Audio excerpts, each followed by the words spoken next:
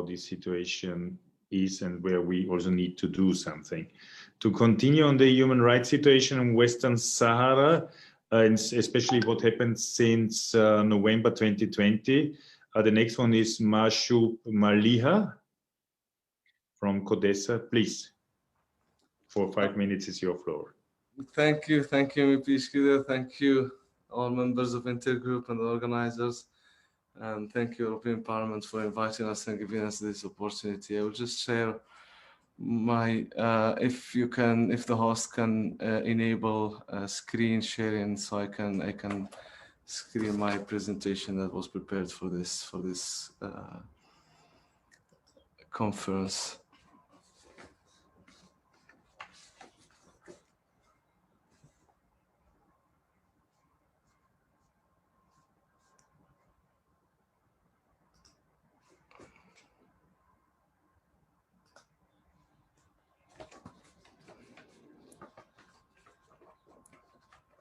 In the meantime, I will give a brief introduction of Codesa, the collective of Sahrawi human rights defenders, which is an independent human rights organization who works on monitoring and reporting on human rights situation in the occupied territories of Western Sahara and other Sahrawi cities.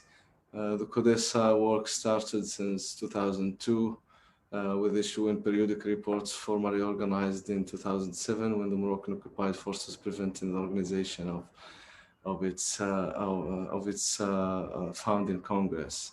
The Codesa then decided to work with a temporary executive office to continue the human rights work. 13 years later, which is last year, we succeed despite all difficulties to hold our founding Congress, where we have elected a young leadership with female majority. Would it be possible to screen the presentation? I cannot share the screen.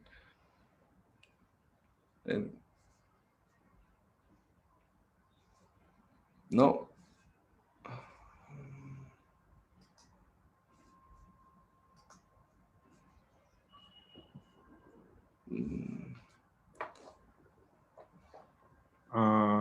I'm sorry, I'm not the technician. Okay.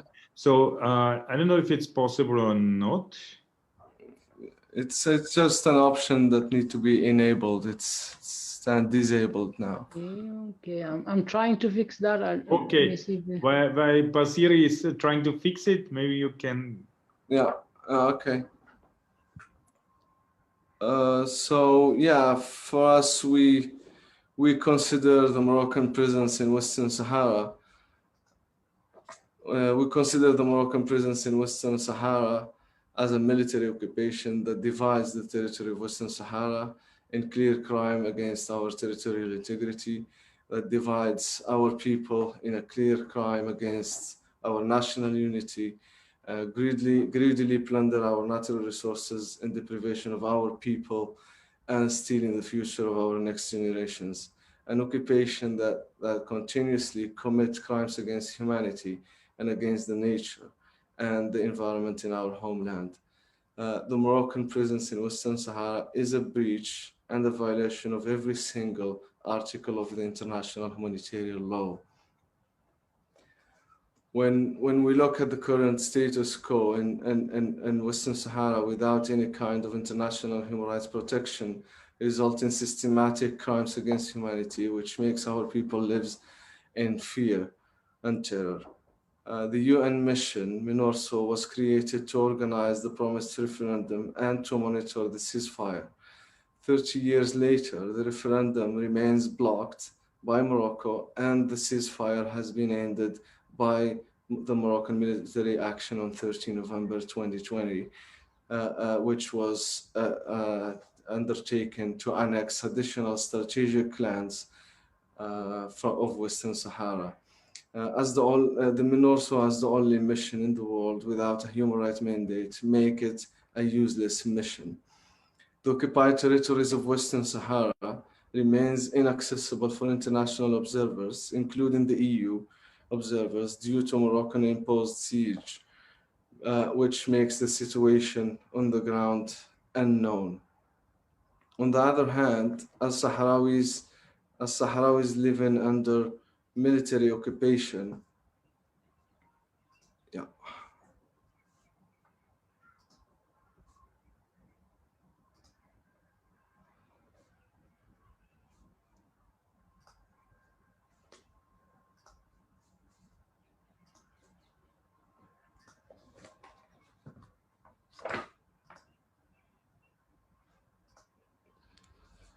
I'm just trying to.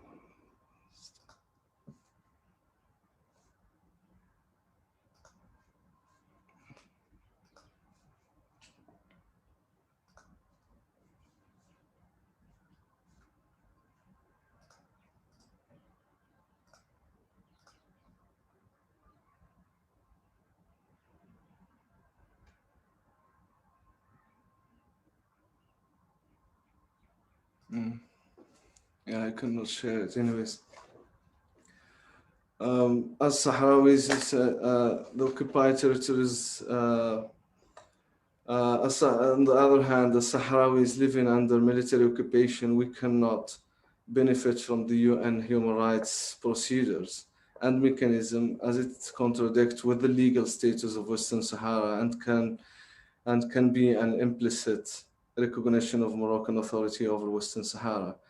And remains exclusively those UN mechanisms remains exclusively managing relations between peoples and their own dictator regimes, but not with hostile occupation. Even the International Committee of the Red Cross is not present in the occupied territories of Western Sahara. So on 13th of November, 2020, the Moroccan occupying power decided to conduct a military operation beyond the separation wall. So beyond the separation wall to annex new lands of Western Sahara, secure the Gargarat breach to guarantee the continuation of the plunder of Western Sahara's natural resources in a clear violation of the ceasefire agreement brokered by the UN and African Union and ratified by both Morocco and the Polisario Front as the legal representative of the people of Western Sahara. The Legal Offensive Act faced no serious condemnation from the international community, the UN and the EU, as well as party. The UN and the EU as a party historically and ethically responsible for the occupation in Western Sahara through its member Spain, who was and remains the administering power of the territory.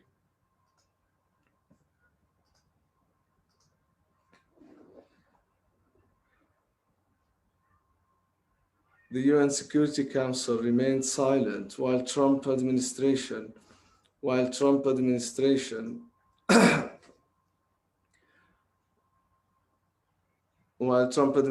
added insult to injury by an illegal void proclamation in favor of Moroccan occupation in Western Sahara.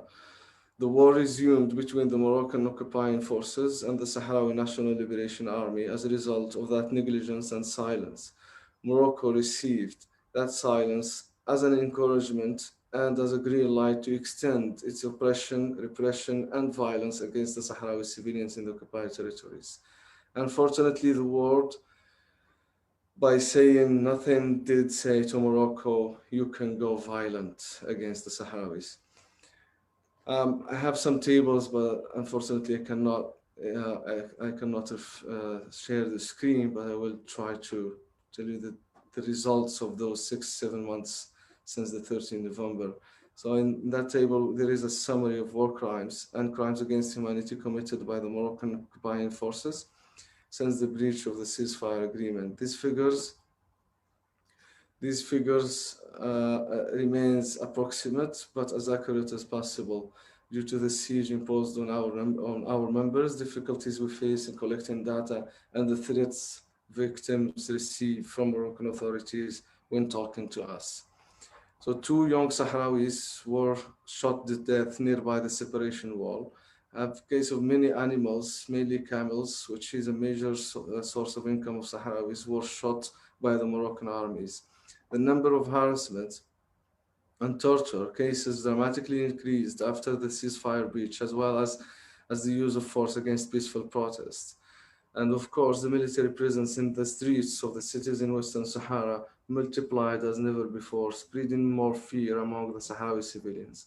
We have reported 715 incidents since November 13, 2020 up to today. The Sahrawi political prisoners are also victims of the ceasefire breach and the ignorance of the UN and the international community. Almost all of them have lost contact with the outside world and denied access to use the prison's phone.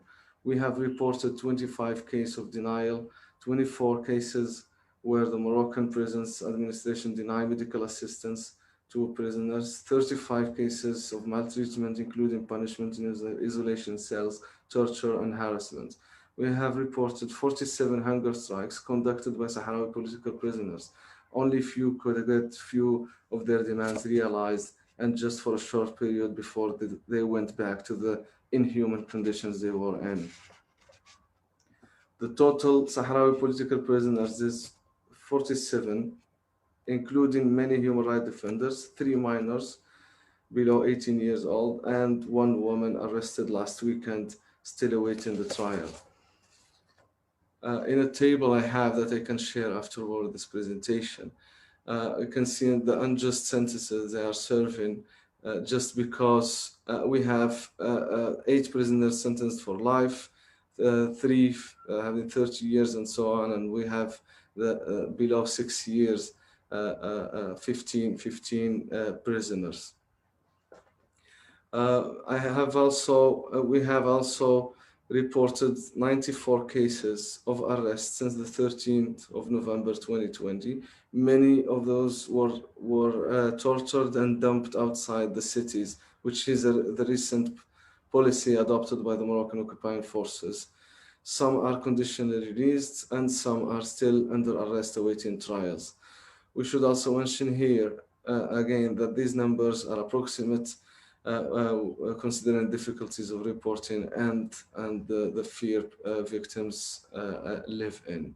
90% of the Sahrawi political prisoners are illegally imprisoned in Moroccan prisons outside Western Sahara, approximately 1,000 or an average of 1,000 kilometers far from their families, which is a blatant violation of the international humanitarian law, the law of occupation, and the international law, and makes the families visit unaffordable for the prisoner's family.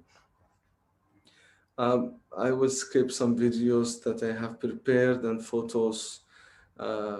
So we have a video of the Sultana Khaya struggle, who was on house arrest imposed on the family by the Moroccan occupying forces in the occupied city of Boujdour, 190 kilometers south of Al Ayoun, the capital of Western Sahara.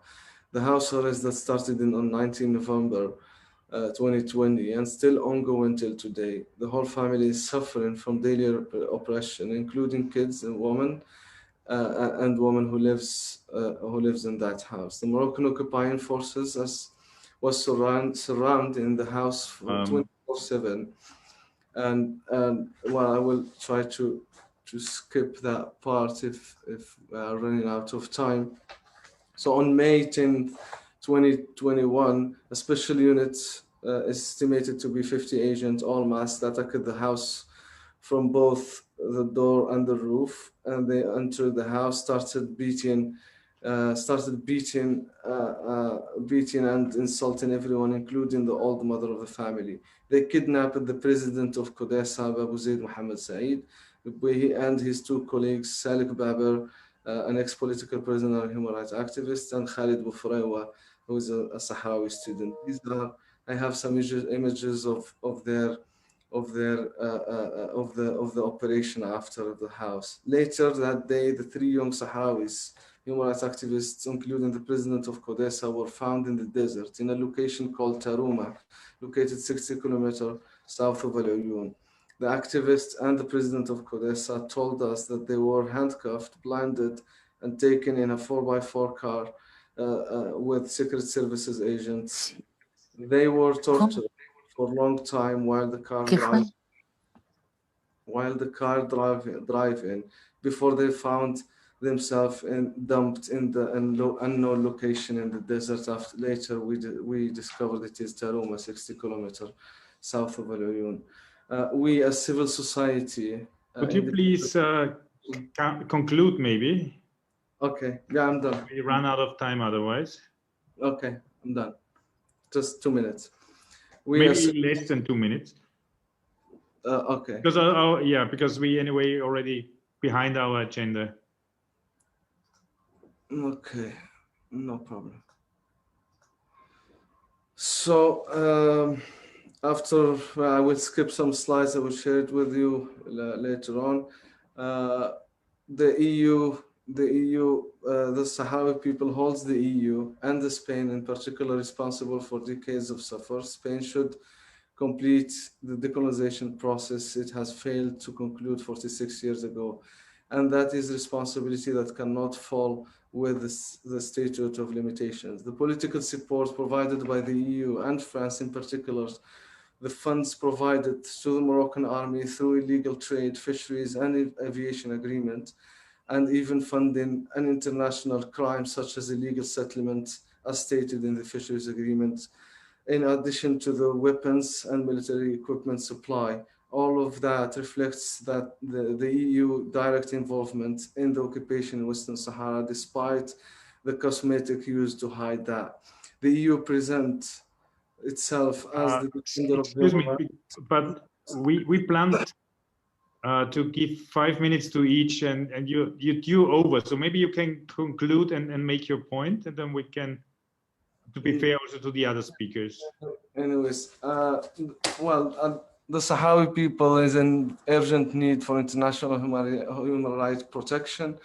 There is a need to enforce the rule of law and the respect of international law and allow the Sahrawis to exercise the right to self-determination. Thank you. I'm sorry for being so strict, not so strict, but anyway, we are under time constraint and we have a lot of other speakers, and the fairness asks us that everybody gets the same possibility.